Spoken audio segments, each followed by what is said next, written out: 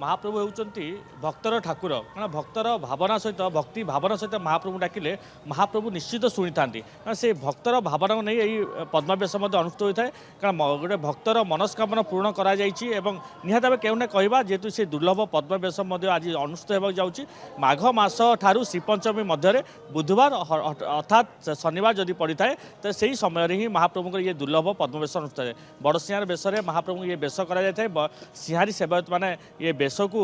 महाप्रभुंकर महाप्रभु पाद ठारू मस्तक पर्यंत संपूर्ण भाव आभूषित होता है निहत भाव केउना कहवा जो आज महाप्रभु से शयन बेश पद्मवेश शयन करेंगे पहुड़ हे आसंता काली मंगल आरती पर्यंत भक्त श्रद्धा मैंने ये बेश को देखार सुजोग पाइबे निहत भाव केउना केउनी कहवा से भक्तर भावना जो कहूली कारण महाप्रभु जो भक्तिर भावना सहित डाकिले महाप्रभु निश्चित शुणी आम अधिक आलोचना करें सहित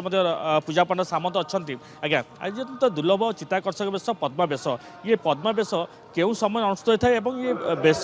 केउ आम कहवा केबेठारू ये अनुष्ठित हो जेहेतु मुझे कहती भक्तर मनस्कामना पूरण पर ये करा जाउची पद्मावेश आज महाप्रभुंकर पद्मवेश यही बेश नेली घोड़ कि कला घोड़े भेष हुए महाप्रभु बुधवार कि शनिवार श्रीपंचमी भितर ये बेश करा जाए यही बेश वर्ष के केवल गोटे बेश जी कि पद्मवेश महाप्रभु शयन करती जोटा कि अन्य वर्ष का बेश शयन ना तेणुक ये बेश को दुर्लभ अति दुर्लभ बेश कहुए ये भक्त मान भक्तर भगवान तार अर्थ जब भक्त आसला ठाकुर पद्म फूल आनी से पद्म फूल पोचा जाता पोचा जाता महाप्रभु लगी हाँपाई अलग सेवायत मान कले पोचाटा लगी हेनी महाप्रभु ताको आंतरिकता भल पाती बोली से बेश देखापी पद्म बेश सोल या पद्म बेश होती ये बेश अति सुंदर बेश आज बड़सिंगार भोगरे ये बेश हुंती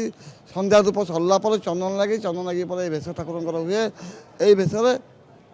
रात्र पहुड़ कराए सांगे महालक्ष्मी रही रात्र बेला पहुड़ हुंती पहुड़ होली सका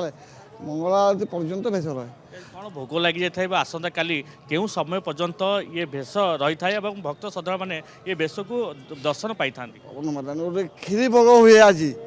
बड़सिंगार भोग क्षीरी अम्बाल भेष है सकाल बेला समस्त भक्त पाती रातिर बड़सिंगार भोग स्वतंत्र भाव में गोटे नीति गोटे क्षीरी भोग हुए पद्मवेश भोग पूजा पंडा सामंत मैंने करती यही बेश भोग लगी ठाकुर रात्र पौड़ कराए जहाँ शुणुले पूजा पंडा सामंत आम अधिक आलोचना करते जेहेतु महाप्रभु बड़सिंहार बेश आज क्षीरी अमालु भोग कर शयन महाप्रभु से पद्म बेश आभूषित हो महाप्रभु शयन हे महाप्रभु पहुड़ हम और आसंता काली मंगल आरती पर्यंत जो भक्त श्रद्धालु आसवे और महाप्रभु ये दुर्लभ पद्म बेश दर्शन कर सौभाग्य लाभ पाइपर आप देखिपुंट भक्त श्रद्धालु आज प्रबल भिड़ रही महाप्रभु को दर्शन कर कृतार्थ अर्जन करेतु आज अत्यंत दुर्लभ बेश और महाप्रभु कहवा एक प्रकार ये बेश जेहेतु आज बड़सिंहार बेश सिंहारी सेवायत मैंने ये लगी कराइबे केउना केउटी कहवा जो भाव कहते माघ सप्तमी अर्थात माघ मास ठारू एवं श्रीपंचमी मध्य बुधवार अर्थात शनिवार पड़ते यही बेश को करा जाए एवं निहत भाव बड़छता मठ पक्षर ये बेश को अंपटे देखूँ जो भाव कहते भक्तर ठाकुर और महाप्रभु भक्तर कथा शुणी था जो भाव से भक्तर मनस्कामना पूरण पर ये पद्मवेश अत्यंत चित्ताकर्षक बेश दर्शन करने श्रद्धालु माने पुरी को आसवे और निश्चिंत भाव बड़सिंहार पर महाप्रभुंर पद्मवेश यहाँ पहुड़ और जो मैंने काली प्रातः महाप्रभु को दर्शन करेंगे से पद्मवेश निज स्वचक्षु देखिपारे। बहुत धन्यवाद शिव प्रसाद दास।